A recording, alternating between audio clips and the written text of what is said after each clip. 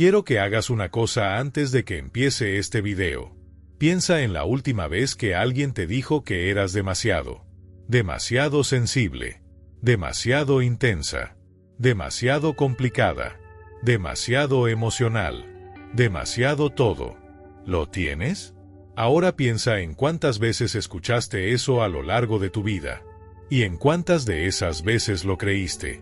¿En cuántas de esas veces intentaste achicarte, suavizarte, reducirte a un tamaño que resultara más cómodo para los demás?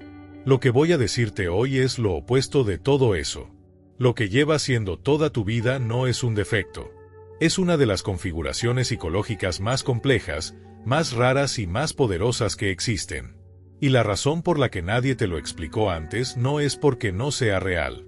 Es porque casi nadie sabe reconocerla. Ni siquiera las personas que la tienen. Hoy vamos a cambiar eso. Suscríbete al canal ahora mismo y activa la campana. Este espacio existe para la mujer que siente diferente, que vive diferente y que ya está lista para entender por qué. Lo que vamos a hablar hoy puede ser literalmente el video que cambie la manera en que te ves a ti misma para siempre. Empecemos con la pregunta que da nombre a este video. ¿Qué es la personalidad más rara del mundo? No estoy usando esa frase como gancho vacío. La uso porque es estadísticamente precisa. Estamos hablando de un perfil psicológico que combina una serie de rasgos que raramente coexisten en la misma persona, y que cuando lo hacen, crean algo que la psicología convencional todavía tiene dificultades para clasificar completamente. Este perfil se caracteriza por una capacidad de procesamiento emocional que va muy por encima del promedio. No solo sentir más, sino procesar más. Captar matices que otros ni perciben. Leer el espacio entre las palabras, la tensión detrás de una sonrisa, el miedo detrás de la arrogancia. Sentir el estado emocional de una habitación completa antes de que nadie haya abierto la boca. Eso no es magia. Es neurología. Es un sistema nervioso calibrado a una frecuencia diferente. Pero aquí viene la parte que nadie cuenta. Ese mismo sistema que te da esa capacidad extraordinaria también es el que te hace extraordinariamente vulnerable en ciertos contextos. Y uno de esos contextos, el más peligroso de todos, son las relaciones con personas que saben exactamente cómo usar esa sensibilidad en tu contra. ¿Cómo se forma este perfil? Esa es una pregunta que la psicología lleva décadas estudiando. Y la respuesta más honesta es que no hay una sola causa. Hay una combinación. Una parte es temperamento innato. Hay personas que nacen con un sistema nervioso más sensible, más poroso, más receptivo a los estímulos emocionales del entorno. Eso no es algo que se elige ni algo que se puede cambiar completamente. Es parte de la arquitectura de quién eres. Pero la otra parte, la que más importa entender, tiene que ver con lo que le ocurrió a ese temperamento sensible en sus primeros años de vida. Con el tipo de entorno en que ese sistema nervioso aprendió a operar. Porque cuando una persona con esa sensibilidad innata crece en un entorno donde el amor era impredecible, donde el afecto había que ganárselo, donde expresar lo que sentías generaba consecuencias, ese sistema nervioso aprende a estar en alerta constante, a escanear permanentemente el entorno buscando señales, a anticipar el peligro emocional antes de que se manifieste. Y eso, en la infancia, era adaptativo, era inteligente, era sobrevivir. El problema es que ese sistema no sabe cuándo apagarse, y en la adultez sigue funcionando con la misma intensidad, en relaciones que ya no son peligrosas, en contextos donde ya no necesitas esa vigilancia. El sistema sigue encendido porque nunca aprendió que podía apagarse. Dime en los comentarios, ¿te reconoces en esto? ¿Hay algo en lo que acabo de describir que sientes que habla directamente de ti? Escríbelo. Porque lo que vas a leer en las respuestas va a hacerte entender que no estás tan sola como crees. Ahora hablemos de las señales. Porque este perfil tiene señales concretas, conductas específicas, patrones reconocibles. Y la mayoría de las personas que los tienen los han vivido durante años sin saber lo que significan. La primera señal es la hipervigilancia emocional. Estás constantemente escaneando el estado emocional de las personas que te rodean. Antes de entrar a una habitación ya estás procesando quién está bien, quién está tenso, quién está escondiendo algo. Eso no es ansiedad ordinaria. Es un sistema de detección emocional que funciona de manera casi automática. La segunda señal es la sensación persistente de no encajar. No en el sentido superficial de no tener amigos o no ser aceptada, sino en algo más profundo y más difícil de describir. La sensación de que ves el mundo de una manera que los demás no parecen ver. Que lo que a ti te parece obvio, los otros ni lo consideran. Que tus reacciones emocionales son catalogadas como exageradas ante situaciones que para ti son completamente reales e importantes. La tercera señal es el exceso de empatía selectiva. No empatía hacia todo el mundo de manera indiscriminada, sino una capacidad específica de sentir profundamente el dolor de ciertas personas. Un dolor que en muchos casos no es tuyo, que absorbes sin querer y que luego no sabes cómo soltar. La cuarta señal, y esta es la que más personas reconocen cuando la escuchan, es el patrón repetitivo de relaciones con personas emocionalmente difíciles. No porque seas masoquista, no porque no merezcas mejor, sino porque tu sistema, calibrado para detectar y responder al dolor emocional ajeno, actúa como un imán para exactamente las personas que tienen ese dolor más visible. Y entre esas personas, hay un perfil específico que aparece una y otra vez en tu historia. Suscríbete al canal ahora mismo. Lo que viene a continuación es la parte que más personas necesitan escuchar y que nadie les ha explicado con esta claridad. Ese perfil es el narcisista. Y la razón por la que aparece tan consistentemente en la vida de personas con esta personalidad no es casualidad. Es química. Es la química más peligrosa que existe en el mundo de las relaciones humanas. Y eso es exactamente lo que vamos a explorar ahora. Existe una dinámica que la psicología lleva décadas documentando y que la mayoría de las personas que la viven todavía no tiene manera de nombrar mientras está dentro de ella. Es la dinámica entre la persona con esta personalidad rara y el narcisista. Y para entenderla de verdad, necesito que entiendas primero algo fundamental sobre cómo funciona el narcisismo desde adentro. Porque la imagen popular del narcisista, ese hombre seguro de sí mismo, arrogante, que se cree superior a todos, es solo la superficie. Es la máscara. Por debajo de esa máscara hay algo completamente diferente. Hay un vacío.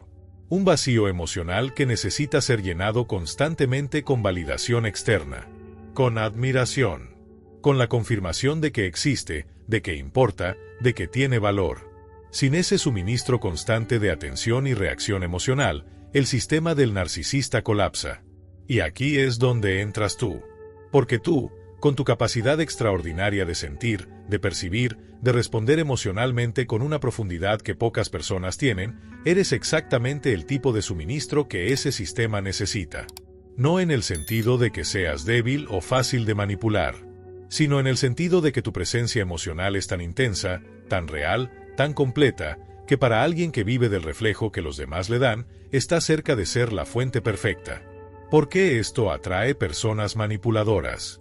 Porque el manipulador experto detecta, de manera más inconsciente que consciente, el perfil de alguien que responde, que reacciona, que siente, que se involucra completamente. Y esa reactividad emocional, que en el contexto correcto es una fortaleza extraordinaria, en el contexto de alguien que quiere control es exactamente la vulnerabilidad que van a explotar. Suscríbete al canal ahora mismo y activa la campana. Lo que voy a describir sobre esta dinámica puede ser lo que finalmente te explique por qué ciertos patrones en tu historia se repitieron de maneras que nunca entendiste completamente. La dinámica entre este perfil y el narcisista sigue un ciclo que tiene 3 fases. Y una vez que las conoces, no puedes dejar de verlas. La primera fase es la idealización. El narcisista que ha identificado a alguien con esta personalidad no empieza con la manipulación. Empieza con exactamente lo contrario. Empieza haciéndote sentir que finalmente alguien te ve. Que tu intensidad no es demasiado, sino exactamente suficiente. Que tu profundidad emocional es algo que él aprecia cuando todos los demás la rechazaban. Que contigo es diferente de cómo es con todos los demás. Y para alguien que ha pasado la vida entera sintiéndose demasiado o no suficiente, eso es poderoso. Es lo que más profundamente necesitabas escuchar. Y en ese momento, desde ese lugar de finalmente ser vista, el vínculo se forma de una manera que va mucho más allá de lo ordinario. Eso no es amor. pero se siente exactamente como lo que siempre imaginaste que debería ser el amor. La segunda fase es la devaluación. Lo que el narcisista construyó en la fase de idealización era un espejo que te reflejaba exactamente como él necesitaba que fueras para mantener su suministro de validación, perfecta para él, completamente disponible emocionalmente, completamente enfocada en él. Y en el momento en que empiezas a ser una persona real, con necesidades propias, con límites, con días en que no tienes toda tu energía para él, ese espejo se rompe. Y lo que viene después del espejo roto no es la persona real que había debajo. Es la rabia de alguien que perdió el reflejo que necesitaba. La devaluación puede ser sutil al principio. Un comentario que minimiza algo que lograste. Una crítica que llega justo cuando estabas sintiéndote bien contigo misma. Un distanciamiento repentino que no entiendes y que te deja buscando desesperadamente que hiciste mal. Porque tu sistema, ese sistema calibrado para detectar la tensión emocional, siente el cambio antes de entenderlo. Y antes de poder procesarlo racionalmente, ya está intentando repararlo. Ya está preguntándose qué cambió, qué dijo, qué dejó de dar. Eso es exactamente lo que él necesita que hagas. La tercera fase es la dependencia emocional. Esta es la fase que menos se habla y que más daño hace a largo plazo. Porque en este punto, el ciclo ya lleva tiempo repitiéndose. Idealización, devaluación, un poco de regreso a la ternura que reactiva la esperanza, más devaluación. Y en ese ciclo, algo ocurre en el sistema nervioso que los neurocientíficos llaman vínculo traumático. El vínculo traumático no es debilidad, es neurología. Cuando una relación alterna entre el placer intenso y el dolor intenso de manera impredecible, el cerebro libera las mismas sustancias que libera con cualquier adicción. La dopamina del regreso, del momento de ternura después del abandono, del mensaje que llega cuando ya habías decidido alejarte.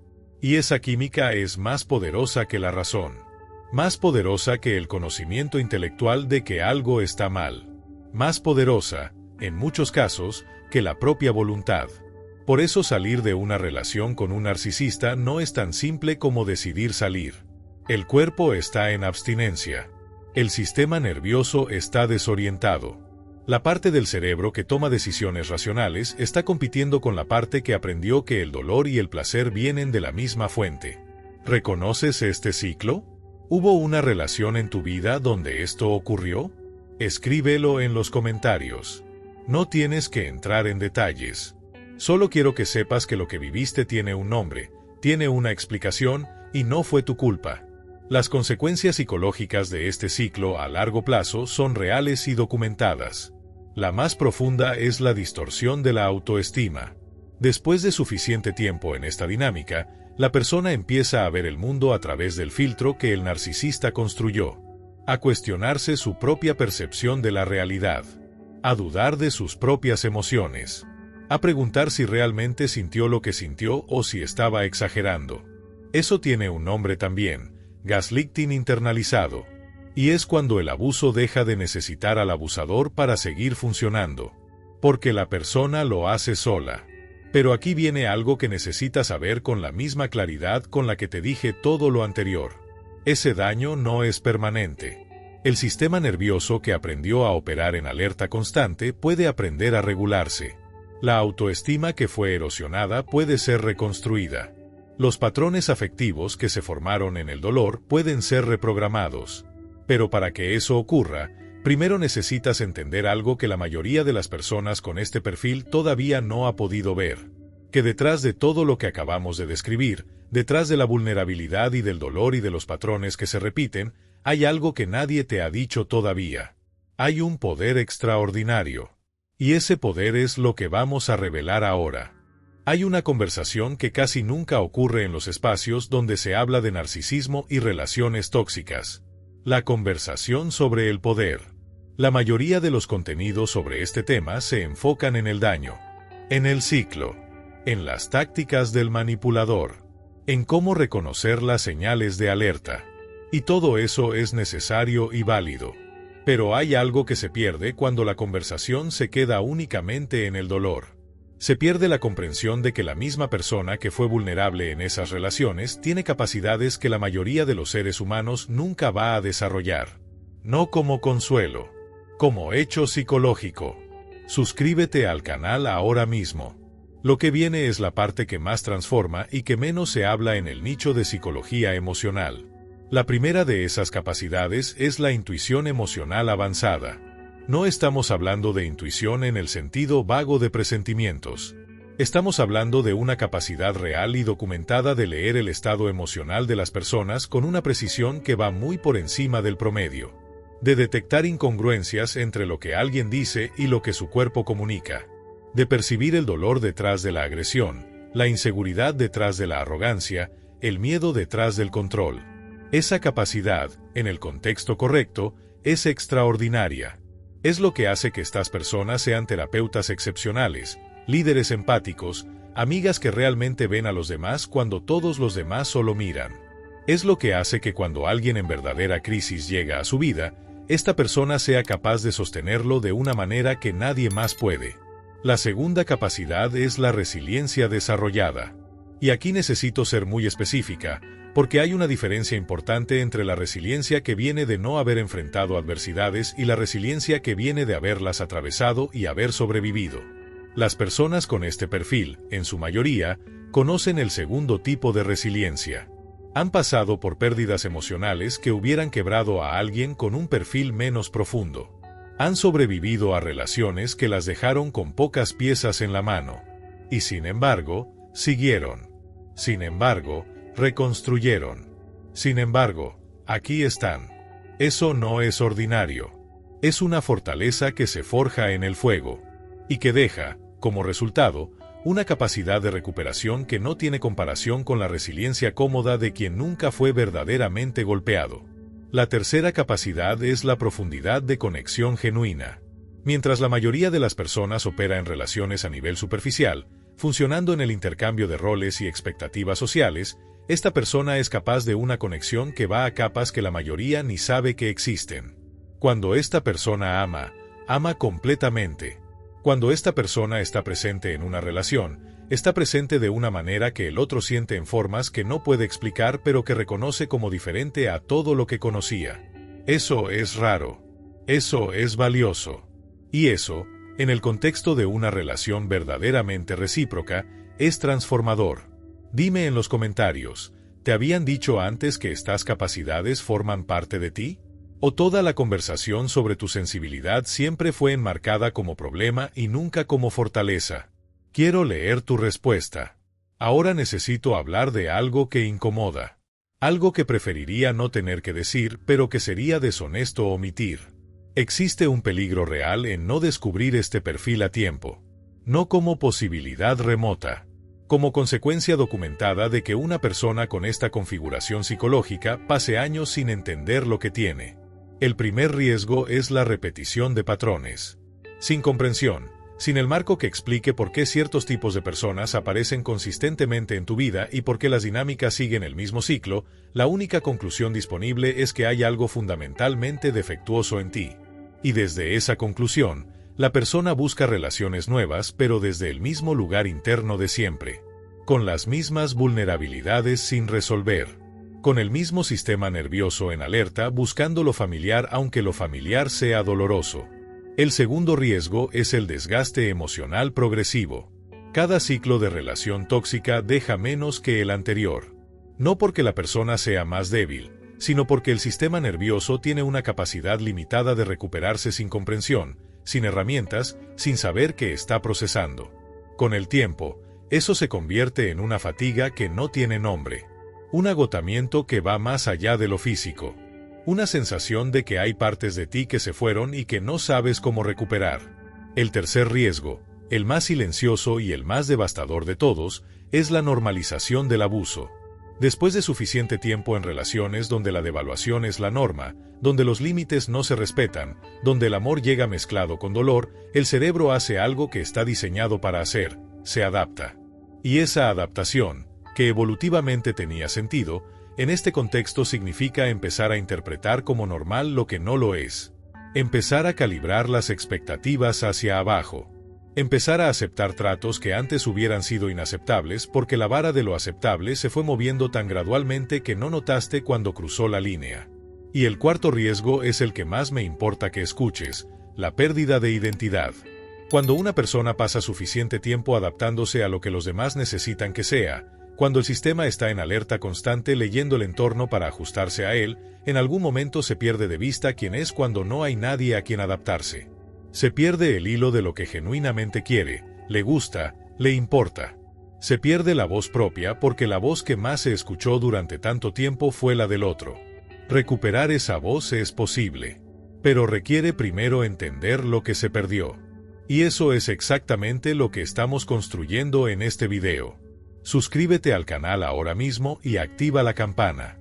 Lo que viene en el último bloque es la parte que más personas necesitan y que más cambia las cosas cuando realmente se aplica. Porque todo lo que describí, cada riesgo, cada consecuencia, cada patrón que se repite, tiene una salida. Tiene un camino. Tiene un proceso concreto que convierte lo que fue fuente de dolor en fuente de poder. Y ese proceso es lo que vamos a ver ahora. Llegamos al momento del video que más importa.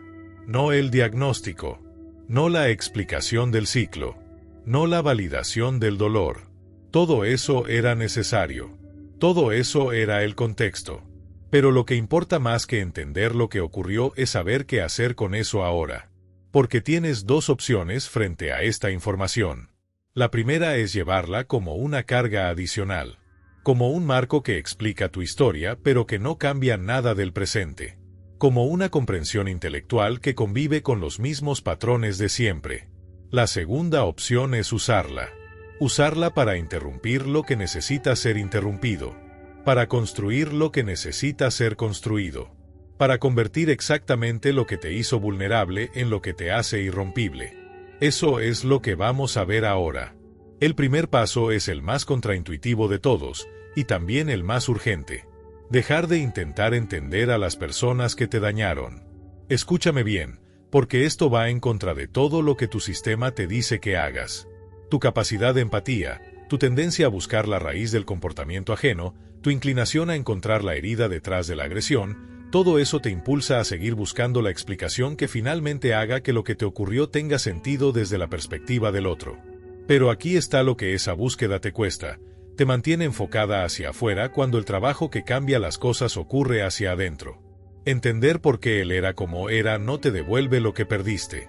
Entender por qué tú respondías como respondías sí lo hace. Suscríbete al canal ahora mismo. Lo que viene es la parte práctica del proceso, y quiero que la tengas completa. El segundo paso es aprender a distinguir entre empatía y fusión emocional. Este es uno de los conceptos más importantes para alguien con este perfil y uno de los menos explicados con precisión. La empatía es la capacidad de sentir lo que otro siente mientras mantienes conciencia de que tú eres tú y el otro es el otro. Es una conexión con límites. Puedo sentir tu dolor sin perderme en él. Puedo estar presente con tu realidad sin que se convierta en mi realidad. La fusión emocional es cuando esa distinción desaparece. Cuando el dolor del otro se convierte en tu dolor. Cuando el estado emocional de las personas que te rodean determina tu propio estado. Cuando ya no sabes con certeza qué es tuyo y qué es de los demás. Las personas con este perfil, especialmente las que crecieron en entornos donde necesitaban estar en sintonía constante con el estado emocional de quienes las rodeaban, tienden a operar en fusión más que en empatía. Y esa fusión, aunque se siente como profundidad de conexión, es en realidad una forma de perder el propio centro. Aprender a mantener el propio centro mientras estás completamente presente con el otro es una de las habilidades más difíciles y más transformadoras que puedes desarrollar. El tercer paso es la construcción de límites que no piden disculpas. Los límites para alguien con este perfil no son naturales en el sentido de que vengan solos. Para la mayoría de las personas con esta personalidad, poner un límite viene acompañado de una cantidad enorme de angustia, de la sensación de estar haciendo algo malo, de la anticipación del conflicto o del abandono que puede seguir. Pero los límites no son muros, no son el cierre del corazón, son la definición de dónde terminas tú y dónde empieza el otro. Y sin esa definición, no hay una relación real. Hay una fusión donde alguien siempre pierde más que el otro. Dime en los comentarios, ¿tienes dificultad para poner límites sin sentir culpa después? ¿Reconoces esa angustia que viene cuando finalmente dices que no? Quiero saber dónde estás con esto porque es una de las partes más universales de este proceso. El cuarto paso es la reprogramación de los patrones afectivos. Y esto es lo que más asusta a la gente cuando lo escucha, así que voy a decirlo con toda la claridad posible. Tú aprendiste a amar de una manera específica. Aprendiste en un entorno específico, con personas específicas, que te mostraron un modelo específico de lo que es una relación. Y ese modelo, aunque fue doloroso, se convirtió en lo familiar. Y lo familiar, para el sistema nervioso, se siente como seguro aunque no lo sea. Reprogramar ese patrón no significa dejar de sentir profundamente. Significa empezar a asociar la profundidad con la estabilidad en lugar de con la intensidad del drama. Significa que el amor que antes reconocías porque dolía pueda empezar a reconocerse también cuando llega de manera tranquila, consistente y recíproca. Eso no ocurre de un día para otro. Pero ocurre. Y el primer paso es simplemente saber que ese patrón existe y que no es una sentencia permanente. El quinto paso, el último y el más profundo, es la reconstrucción de la identidad. No la identidad que construiste para ser aceptada. No la identidad que se formó en respuesta a lo que los demás necesitaban que fueras. La identidad que existe cuando no hay nadie a quien adaptarse. ¿Qué te gusta cuando no hay nadie mirando? ¿Qué sientes en el cuerpo cuando no estás en alerta? ¿Qué quieres genuinamente cuando no estás ocupada leyendo lo que los demás quieren? Esas preguntas parecen simples. Para alguien con este perfil, muchas veces no lo son. Porque parte del proceso de adaptación que ocurrió fue perder el hilo de esas respuestas. Y recuperarlo requiere tiempo, silencio y la disposición de quedarse con la incomodidad de no saber todavía, mientras el sistema nervioso aprende lentamente que ya es seguro ser simplemente quien eres. La personalidad más rara del mundo no es una maldición. No es un error de diseño. No es la razón por la que sufriste todo lo que sufriste. Es la capacidad más extraordinaria que existe para conectar, para sentir, para transformar. Todavía envuelta, en muchos casos, en las capas de protección que formaste para sobrevivir en contextos donde esa capacidad era explotada en lugar de valorada. El trabajo no es deshacerse de quien eres. El trabajo es quitar las capas. Y lo que queda debajo es algo que muy pocas personas en este mundo tienen acceso a hacer. En el próximo video vamos a hablar de algo que cambia todo para quien tiene este perfil, cómo reconocer a las personas que pueden estar de verdad en tu vida. No las que te necesitan, las que te eligen. La diferencia entre los dos es enorme. Y entenderla puede ser lo que te evita el próximo ciclo que ya sabes cómo termina. No te lo pierdas. Suscríbete al canal ahora mismo y activa la campana. Porque ese video puede ser el que te lleve de entender quién eres a finalmente vivir desde ese lugar. Hasta el próximo video.